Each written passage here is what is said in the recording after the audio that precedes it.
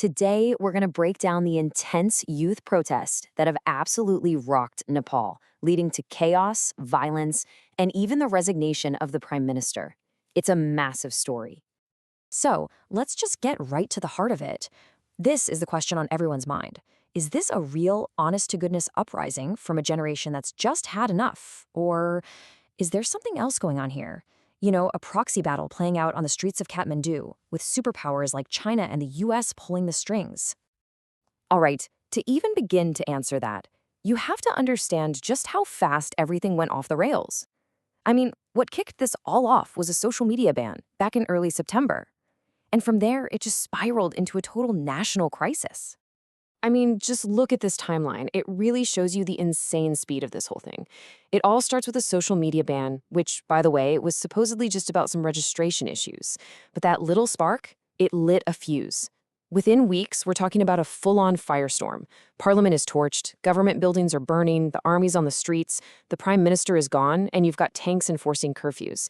Yeah, this wasn't a slow burn. It was a straight-up explosion. But here's the thing. That social media ban, that was just the trigger. The real fuel for this fire runs so much deeper. For years, Nepal's Gen Z has been watching this system that just feels totally rigged against them. They see corruption everywhere, they see the kids of the political elite flashing their wealth all over social media, and they're stuck in a job market where it's not what you know, it's who you know. And this number right here, this really hits at the core of it all. 20%. 1 in 5 young people in Nepal are unemployed. Just imagine that.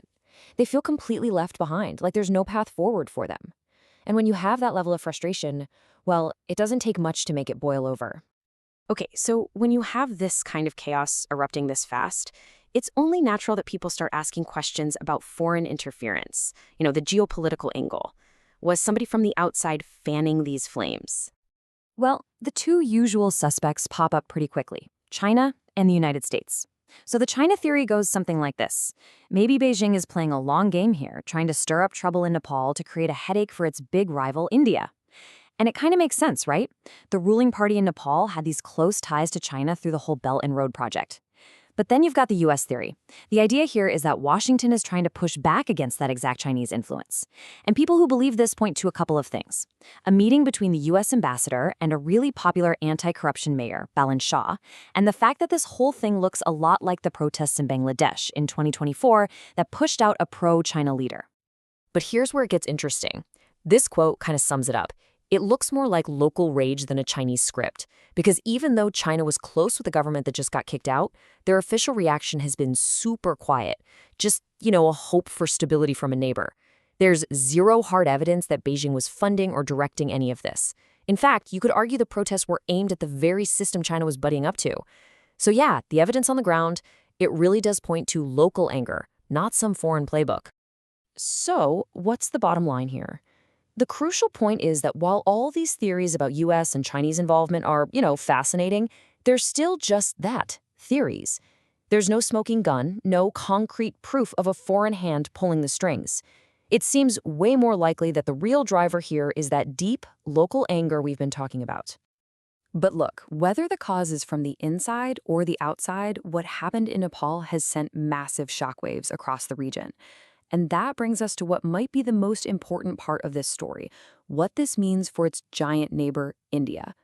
This is a huge wake-up call. And here's exactly why India is watching so closely. This chart, it's pretty eye-opening. Youth unemployment in India is actually a bit higher than it is in Nepal. Now, think about this. India has more than 600 million people under the age of 25. That's the biggest youth population on the planet. So all those same frustrations we saw bubble over in Nepal, they exist on a scale that is just massively bigger, right next door. So what happened in Nepal is basically a 3-point playbook for India on what not to do, or maybe what to fix fast. First up, get a handle on social media. It's a double-edged sword, right? You can use it for good, for things like job fairs, but you have to be ready for how it can spread anger like wildfire. Second, and this is the big one, you've got to fix the root issues: joblessness, and that massive gap between the elites and regular young people. That's a recipe for disaster. And third, embrace transparency. Gen Z, they demand leaders who actually listen and have an open conversation. So what happens next? What are the stakes if this instability in Nepal keeps going? Let's take a look at some of the worst case scenarios, because this isn't just about Nepal. This could impact the entire region. This table really lays out the risks, and they are serious. If Nepal completely falls apart and becomes a proxy war zone, India is literally squeezed in the middle. I mean, think about it. A chaotic country on your border could become a base for anti-India groups, it could cause a huge refugee crisis, and just totally wreck a relationship that's been stable for decades. And even if a new government takes over, whether it's backed by the US or someone else, it could mess with the whole open border situation. The absolute nightmare scenario here is Nepal turning into the next big battleground for superpowers. And just as a final note on the US angle, you might be wondering why the Trump administration has been so quiet on this. Well, frankly, they've got bigger fish to fry. When you're focused on the domestic economy, immigration, and a trade war with China, Nepal just isn't at the top of the list. But, and this is important, US policy is still having an effect. New tariffs are hitting Nepali exports like carpets and tea, which just adds more economic pressure to a situation that's already a tinderbox. Which brings us right back to where we started.